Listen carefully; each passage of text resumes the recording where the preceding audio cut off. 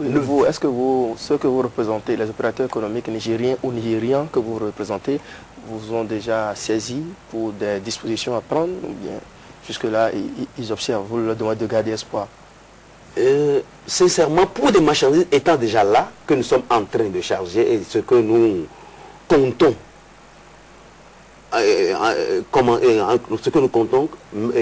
commencer les formalités, nous leur avons dit, nous comptons sur la bonne foi de notre chef d'État. Puisque souvent, dans des différents cas, il a intervenu et ça a trouvé, et il y a eu des dénouements heureux. Donc, attendez, espérons d'ici lundi, mardi, quelque chose, nous comptons sur la bonne foi du chef d'État, quelque chose sera fait.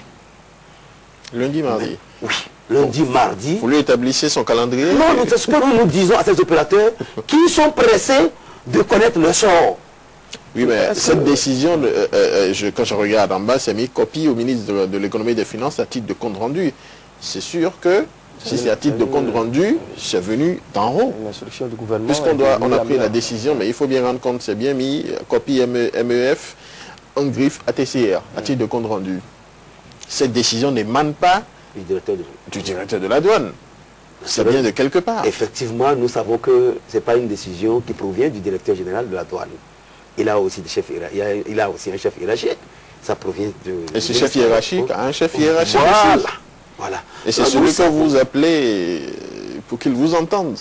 Oui, c'est le président, le premier magistrat que nous appelons. Notre cri d'alarme va en direction du premier magistrat. Puisque souvent, dans plusieurs cas, il a intervenu. Et oui, si lundi ou mardi, il n'intervient pas, vous n'avez pas une issue heureuse. Qu'est-ce que vous allez faire? Vous serez obligé de dédouaner ou vous laissez tomber? C'est ça pour certains. Ceux qui ont les moyens de dédouaner seront obligés de dédouaner. Ceux qui n'auront pas les moyens seront obligés d'abandonner la marchandise et quand l'État béninois de saisir et d'en faire ce qu'il veut. Mais justement, vous avez dit tout à l'heure qui va dédommager les propriétaires. Là, on aurait fait des victimes. Là, on aurait fait des victimes. Est-ce que c'est la même situation dans les autres pays? Puisque vous autres, vous avez dit qu'après le cas des huiles, vous avez été à Lomé, désormais vous travaillez à Lomé quand il s'agit de l'huile désormais mise en consommation au Bénin. Alors, est-ce que là-bas aussi, c'est dédouané dans le pays de transit, un peu comme on le demande actuellement au Bénin? Est-ce que c'est comme ça? Non, eux ils continuent d'évoluer avec l'ancien système de le transit. Vous remplissez les formalités de douanier, allez en transit, vous sortez votre marchandise tranquillement, vous êtes parti. Tranquillement, vous êtes parti. Oui, vous représentez à peu près, vous, monsieur, quand on prend vous, elle a dit Abdou Garba, vous représentez à peu près combien d'opérateurs économiques nigériens ou nigérians? Au Niger, je représente un grand opérateur économique du nom de Abdou Harouna, au Niger. Au Nigeria, nous cherchons, puisque nous cherchons, nous faisons la cour à des opérateurs économiques. Abdou Harouna, il importe quel produit? Il importe les tissus. Il importe les tissus. J'ai actuellement des connaissements en son nom qui sont déjà là. Qui, dans 2 ou 3 jours, le navire va accoster. Et il y a d'autres qui sont déjà là. On a entamé les formalités. Et il y a d'autres. On va commencer les formalités le lundi. Voilà qu'on est bloqué. On ne peut même plus. Ceux dont on n'a pas encore commencé les formalités. Et les navires qui sont là, vous voulez les dérouter vers un autre port? Parce que vous parlez tout à l'heure des navires qui sont en route et on demande à ce navire d'envoyer les marchandises ailleurs.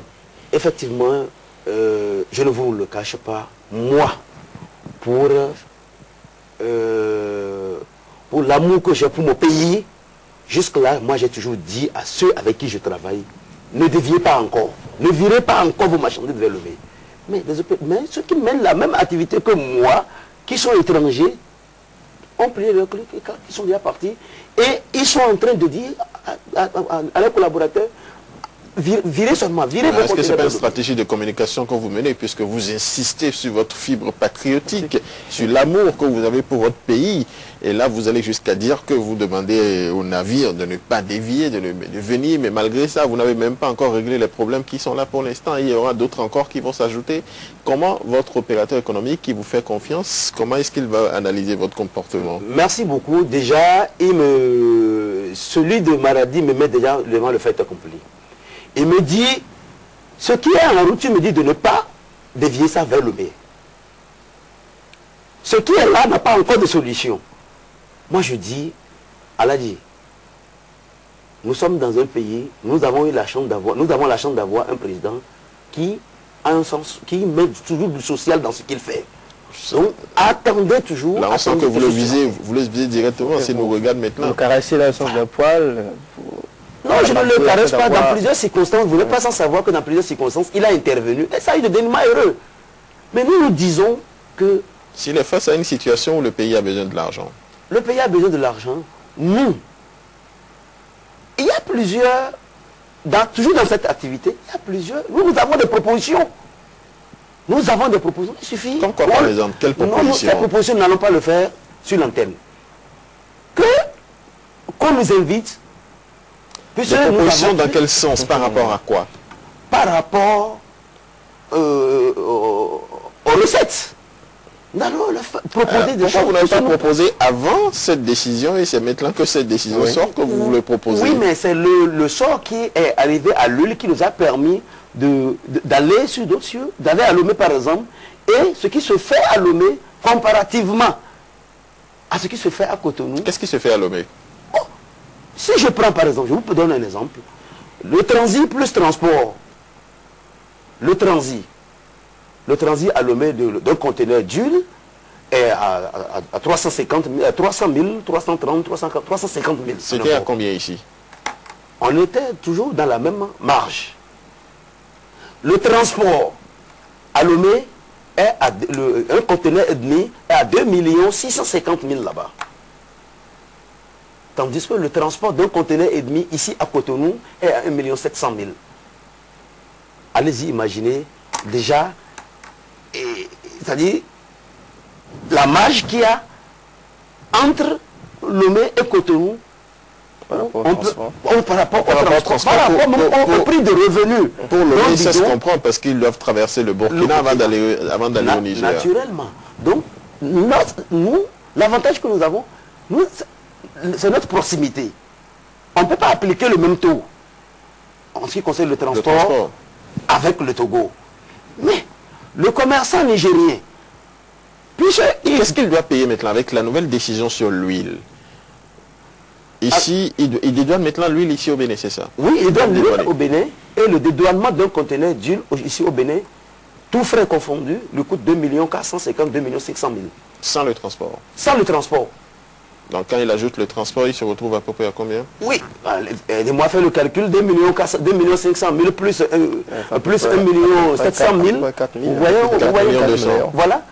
Alors que de l'autre côté, il n'a que 2 650 plus les 350 000 à payer.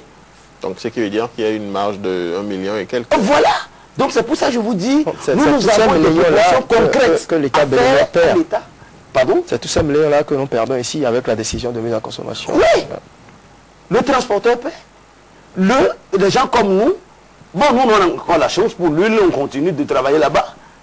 Mais les transitaires, allez demander aux transitaires béninois, depuis que cette décision est tombée, combien de conteneurs d'huile ils ont traité? Eh bien, on a entendu une conseillère technique du chef de l'État parler sur une radio il y a quelques semaines de cela qui disait tous les avantages avec cette décision prise, avec beaucoup de milliards rentrés avec cette décision. Et en ce qui concerne l'huile, nous leur avons dit en son temps que cette décision va leur permettre de renflouer la caisse de l'État en 2 mois, 2 voire 3 mois. Allez, rapprochez-vous du receveur. En la période où la décision est sortie, je crois bien, si j'ai bonne mémoire, en juillet, donc mois de juillet, août, demandez-les, ils vous diront ce qu'ils ont fait de recettes faramineuses. Mais posez-leur la question de savoir s'ils continuent d'en faire en ce qui concerne l'huile. Ça veut dire, c'est le même sort qui qui risque d'arriver à ces produits qui sont concernés. Ces produits qui sont là, vous pouvez les dédouaner, mais vous ne revenez plus. Ça, soyez-en sûrs.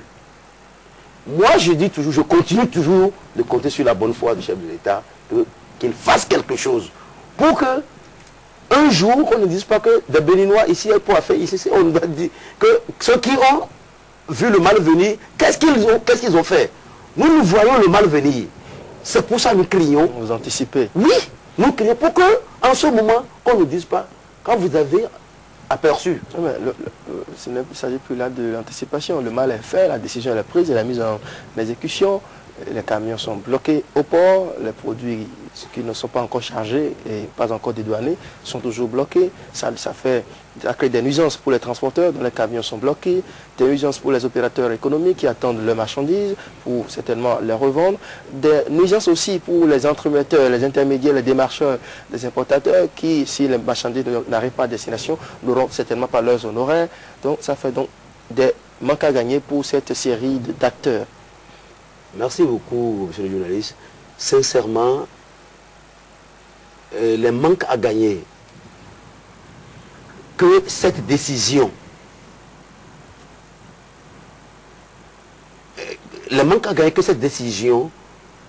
met sur le tapis est vraiment important.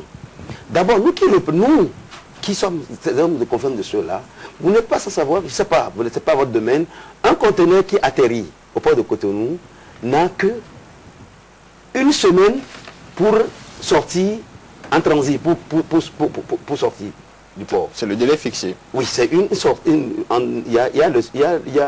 La franchise, c'est 10 jours pour les surestaries,